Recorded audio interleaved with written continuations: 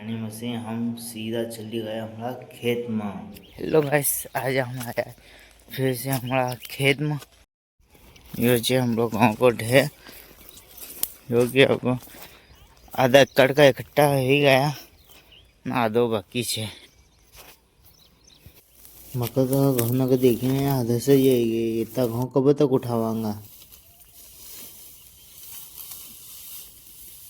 अब जैसा तैसा करी ना हमने घઉં तो पूरा इकट्ठा कर ही दिया। हमारे घઉં इकट्ठे हो गए हैं, क्योंकि आप देख सकते हैं ड्रम लेना चलिए हमारा नींबू का पौधा पास, जो कि वहाँ अब हम देवांगे नींबू का पानी।